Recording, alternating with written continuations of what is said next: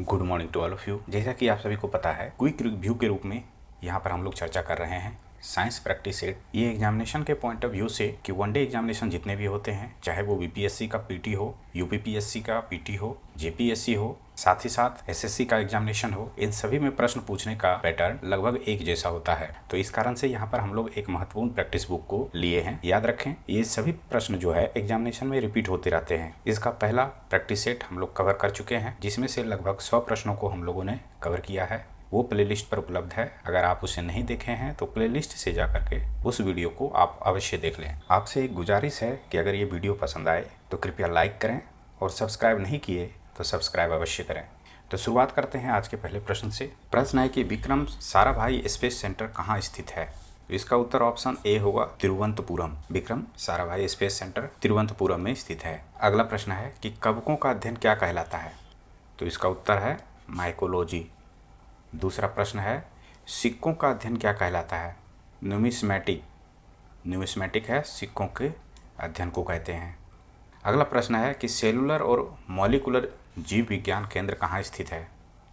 तो इसका उत्तर है हैदराबाद में।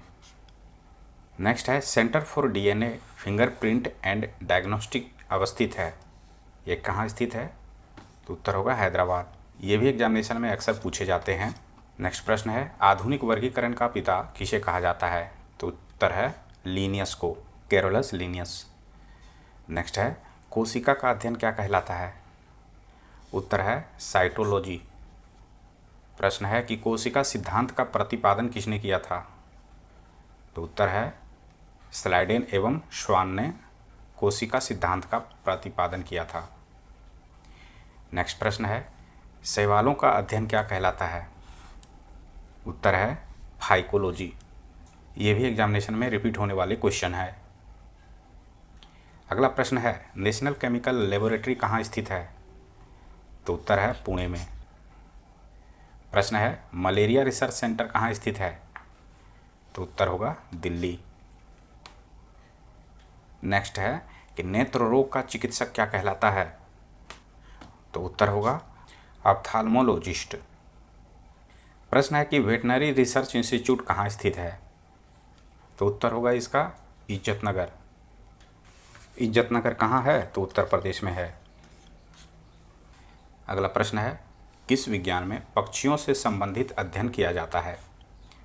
तो इसका उत्तर है ऑर्निथोलॉजी। पक्षियों के अध्ययन को ऑर्निथोलॉजी कहते हैं।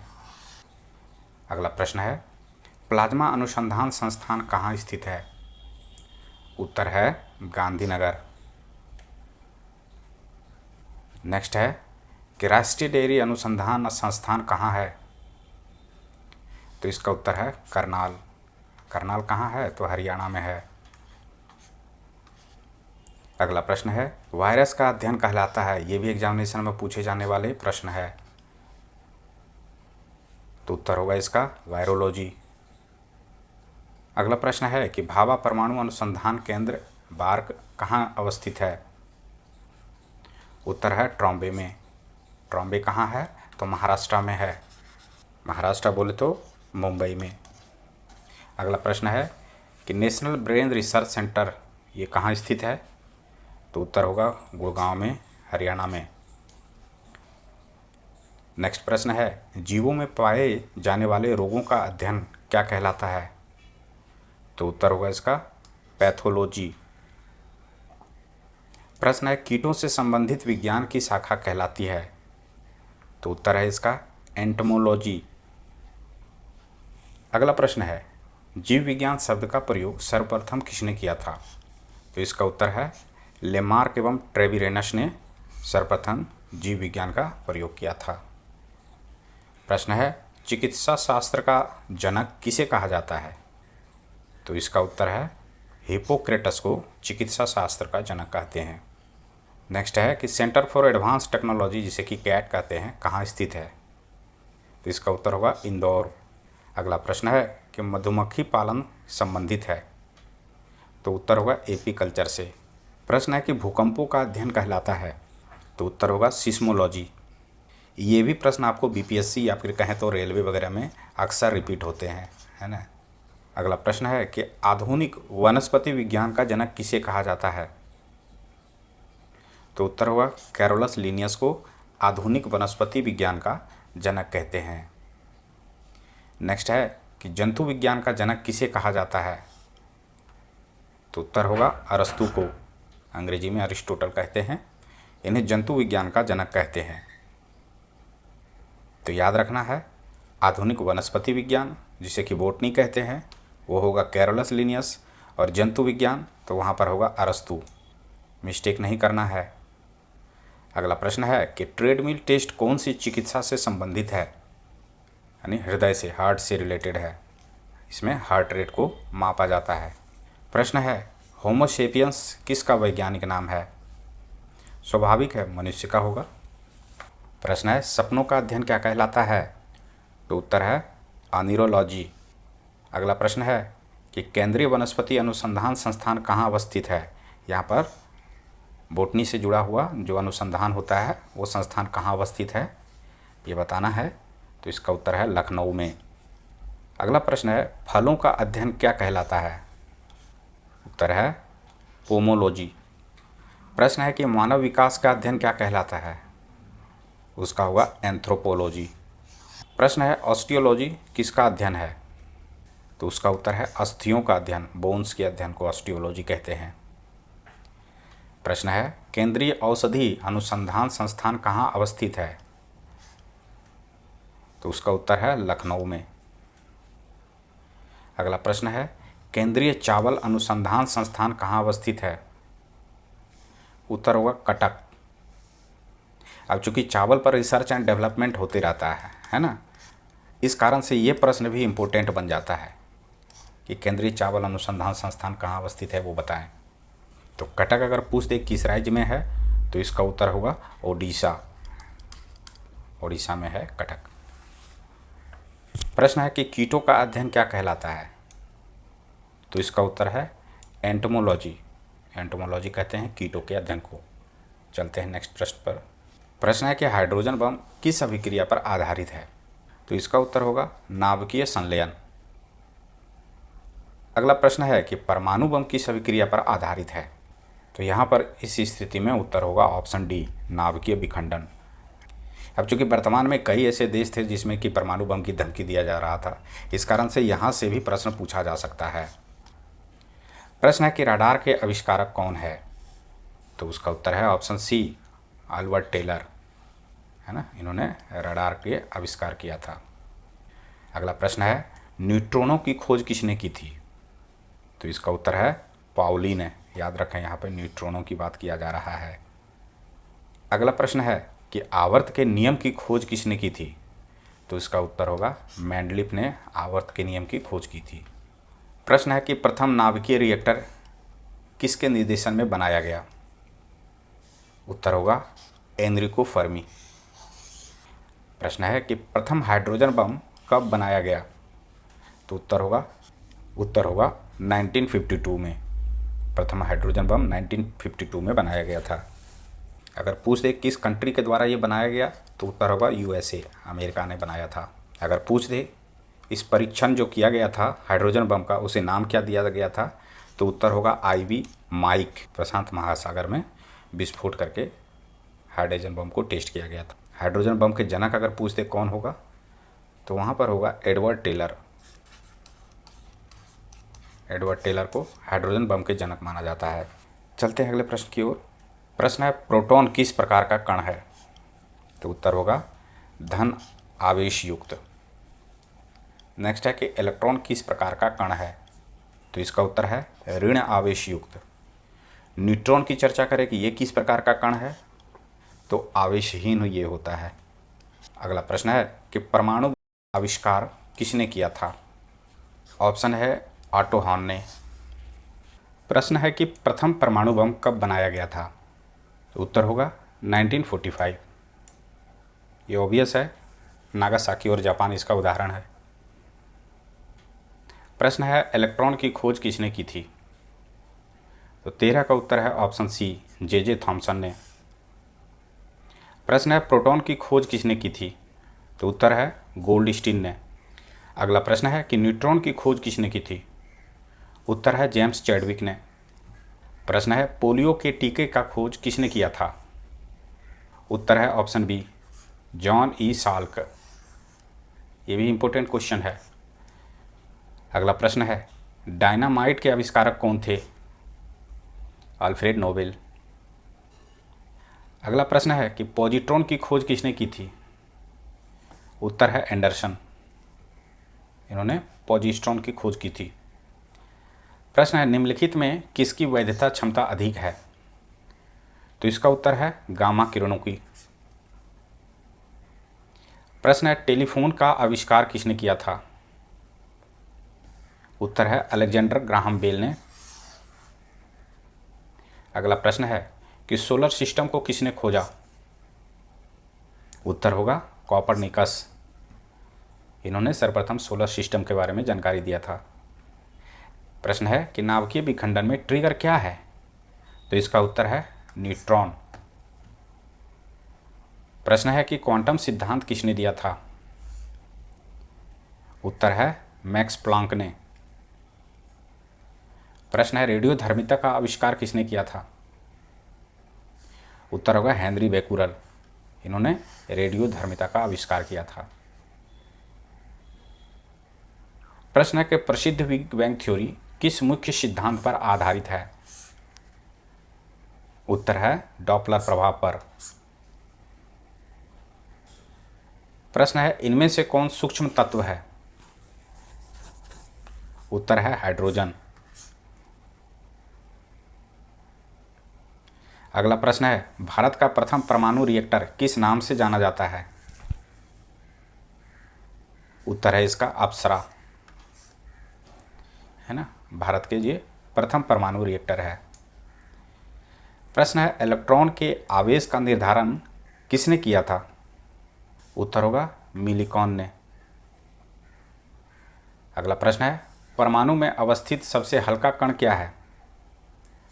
उत्तर होगा इलेक्ट्रॉन। यहाँ पर प्रश्न है लकड़ी की आयु ज्ञात करने में सहायक है। ये भी प्रश्न बीपीएससी में पूछा गया था। उत्तर होगा कार्बन 14। प्रश्न है कि पॉजिट्रॉन किसका प्रतिकण है यानी एंटी पार्टिकल है? तो पॉजिट्रॉन है इलेक्ट्रॉन का एंटी पार्टिकल। अगला प्रश्न है पृथ्वी की आयु का आकलन किया जाता है किस आधार पर? तो यूरेनियम डेटिंग के आधार पर। अगला प्रश्न है गामा किरण की खोज किसने किया था? तो गामा किरण की खोज किया था पाल विलार्ड ने। प्रश्न है जीवाश्म की आयु का निर्धारण किसके द्वारा होता है? उत्तर है रेडियो कार्बन डेटिंग। यहाँ पर जीवाश्म की आयु का निर्धारण का पता लगाते हैं।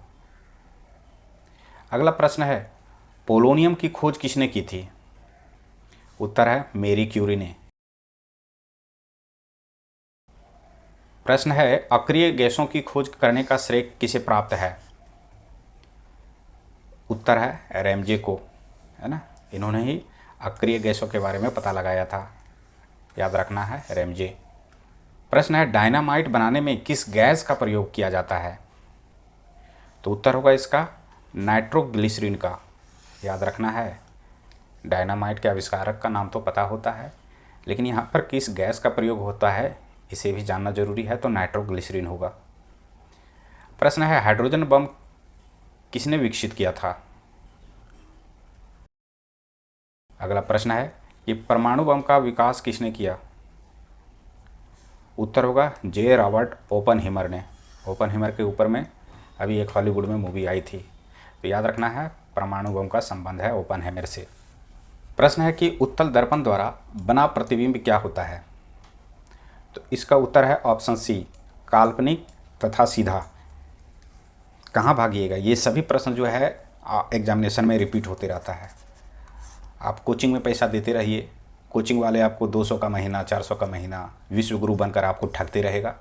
आप प्रश्न आ रहा है साधारण से प्रैक्टिस सेट से, आप उठा करके प्रीवियस ईयर का क्वेश्चन बैंक आप देख लें, क्या ये प्रश्न नहीं पूछा जाता है ना। जिसे 200 रुपये कमाने की क्षमता नहीं है वो आज 2000 करोड़ 200 करोड़ का प्रॉपर्टी का मालिक बन गया है, सिर्फ आप लोगों को बेवकूफ़ बना करके। आसमान से क्वेश्चन नहीं टपकता है, क्वेश्चन टपकता है तो साधारण से प्रैक्टिस बुक से। साधारण से टेक्स्ट बुक से। मैं देखता हूँ ना, लोग आधा वीडियो देखता है और भाग जाता है। कहाँ तक भागेंगे आप? अपनी परछाई से तो आप नहीं भाग सकते। तो चलिए, आपकी अपनी मर्जी, समय है आपका, मर्जी है आपकी। यहाँ पर प्रश्न है कि उत्तल दर्पण द्वारा बना प्रतिबिंब क्या होता है? तो काल्पनिक तथा सीधा होता है। अगला प्रश्न है, गोलीय दर्पण की फोकस दूरी उसकी वक्रता त्रिज्या की क्या होती है? तो उत्तर होगा आधी होती है। ये गोलीय दर्पण के संदर्भ में बताया गया है।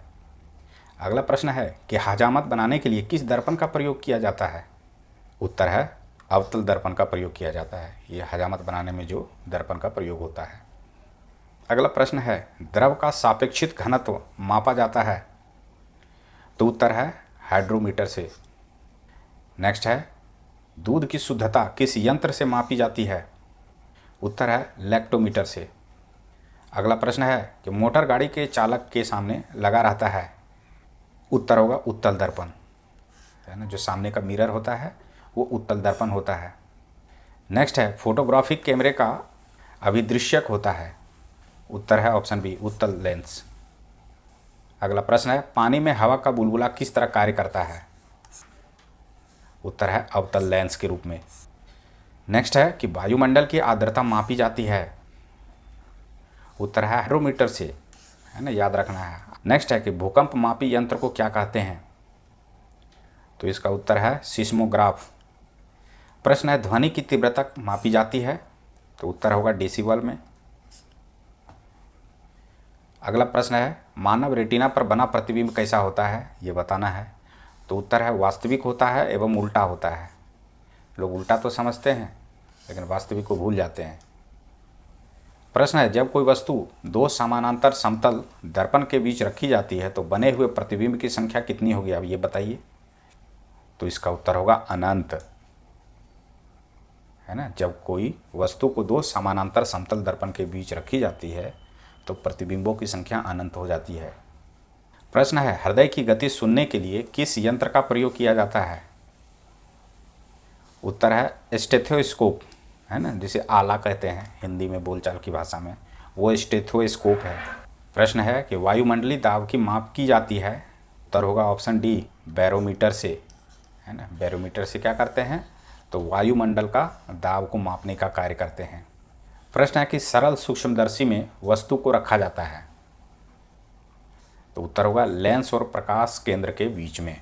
नेक्स्ट प्रश्न है कि वनस्पति तेलों से कृत्रिम घी बनाने में किस उत्प्रेरक का प्रयोग होता है? यहाँ उत्तर होगा निकिल का।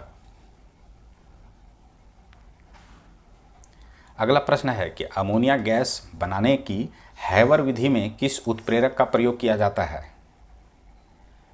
तो उत्तर होगा लौह चूर्ण को। अगला प्रश्न है कि अवतल दर्पण में वस्तु का प्रतिबिंब दर्पण के पीछे काल्पनिक, सीधा तथा वस्तु से बड़ा बनता है जब वस्तु होती है, कहाँ होती है? तो फोकस और ध्रुव के बीच होती है ना। जब फोकस और ध्रुव के बीच होती है तो क्या होता है? इस परिस्थिति में वस्तु से बड़ा प्रतिबिंब बनता है। किस संदर्भ में बोला जा रहा है? तो अवतल दर्पण के संदर्भ में ये बात कही जा रही है। अगला प्रश्न है कि रक्त का दाब किस यंत्र से मापा जाता है? उत्तर है स्फिग्मोमेनोमीटर, जिससे कि ब्लड प्रेशर को हम लोग मापने का कार्य करते हैं। अगला प्रश्न है, ट्रांसफार्मर का क्रोड बना होता है क्या चीज़ का? तो उत्तर है नर्म लोहे का बना होता है। अगला प्रश्न है, ट्रांसफार्मर किस सिद्धांत पर आधारित है? तो इसका उत्तर है ऑप्शन बी विद्युत चुंबकीय प्रेरण के नियम पर। नेक्स्ट प्रश्न है, ट्रांसफार्मर प्रयुक्त होता है, कहाँ प्रयुक्त होता है ये बताना है। तो इसका उत्तर है ऑप्शन डी एसी वोल्टेज में उपचयन या अपचयन करने के लिए। नेक्स्ट प्रश्न है, व्हीट स्टोन ब्रिज का व्यवहार किसे मापने में किया जाता है? तो यहाँ पर एक नया नाम आ रहा है व्हीट स्टोन ब्रिज। तो इसका उत्तर होगा प्रतिरोध, यहाँ पर होगा अज्ञात प्रतिरोध। यहाँ पर चूंकि अधूरा है ऑप्शन में, अज्ञात प्रतिरोध वोल्टेज के संदर्भ में। अगला प्रश्न है, पानी के अंदर ध्वनि सुनने का यंत्र क्या कहलाता है? तो उत्तर है उसका हाइड्रोफोन। लोग गलती कर देंगे, हाइड्रोमीटर पर डाल देंगे, घर पहुंचेंगे कहेंगे कि ये क्वेश्चन गलत पर टिक लगा के चला आया, है ना, तो याद रखना है हाइड्रोफोन। नेक्स्ट प्रश्न है कि लाउड स्पीकर में ऊर्जा परिवर्तन होता है, तो इसका उत्तर है ऑप्शन बी, विद्युत से यांत्रिक एवं यांत्रिक से ध्वनि ऊर्जा में। देखिए कितनी लंबी दूरी तय करता है ये, विद्युत ऊर्जा से ये यांत्रिक ऊर्जा में कन्वर्ट होता है और फिर यांत्रिक ऊर्जा से ये ध्वनि ऊर्जा में कन्वर्ट होता है। अगला प्रश्न है कि निम्नलिखित में किस यंत्र में यांत्रिक ऊर्जा वैद्युत ऊर्जा में परिवर्तन होता है, तो इसका उत्तर है ऑप्शन डी, डायनेमो, है ना। यहाँ पर क्या होता है, यांत्रिक ऊर्जा से विद्युत ऊर्जा में कन्वर्ट होता है। नेक्स्ट प्रश्न है कि निम्नलिखित में कौन सी युक्ति विद्युत ऊर्जा को यांत्रिक ऊर्जा में परिवर्तन कराता है, तो इसका उत्तर ऑप्शन सी, विद्युत मोटर। यहाँ पर कन्फ्यूजन नहीं होना है, यहाँ पर हो रहा है क्या, यांत्रिक ऊर्जा से हो रहा है विद्युत ऊर्जा की ओर कन्वर्ट, और यहाँ पे हो रहा है विद्युत ऊर्जा से यांत्रिक ऊर्जा की ओर कन्वर्ट, है ना। तो गलत ऑप्शन पर टिक नहीं लगाना है। अगला प्रश्न है कि रासायनिक ऊर्जा का विद्युत ऊर्जा में परिवर्तन होता है, तो यहाँ पर उत्तर होगा ऑप्शन सी, बैटरी में। अगला प्रश्न है कि रेक्टिफायर का प्रयोग किया जाता है, किस लिए किया जाता है, तो इसका उत्तर है एसी को डीसी में बदलने के लिए, है ना, रेक्टिफायर का प्रयोग किया जाता है। साधारण सा ऑप्शन है, साधारण सा उत्तर है, साधारण सा क्वेश्चन है, जान गए तो होता है, एग्जामिनेशन में सही मार के आएंगे, और नहीं जान रहे हैं तो तुक्का मारेंगे जिसमें से 100% गलत होने की संभावना है। अगला प्रश्न है ट्रांसफार्मर का प्रयोग किया जाता है, तो इस परिस्थिति में उत्तर क्या होगा, केवल एसी में किया जाता है ट्रांसफार्मर का प्रयोग। नेक्स्ट है कि टेलीफोन लाइन में जो प्रवाहित ऊर्जा होती है वो कौन सी ऊर्जा होती है, तो उत्तर होगा विद्युत ऊर्जा।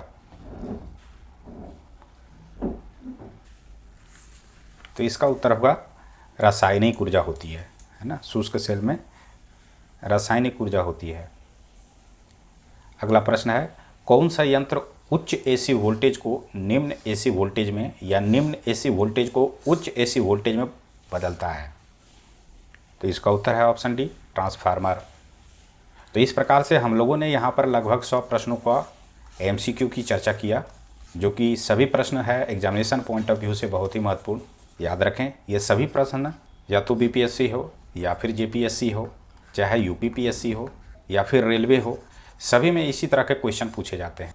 तो जुड़े रहें हमारे साथ। नेक्स्ट क्लास में हम लोग आगे महत्वपूर्ण एमसीक्यूज़ की चर्चा करेंगे, जो कि परीक्षा के दृष्टिकोण से महत्वपूर्ण है। तो यहाँ तक अगर आप वीडियो पसंद आया हो तो लाइक करें, और सब्सक्राइब नहीं किए हैं तो सब्सक्राइब करते हुए जाएं। धन्यवाद।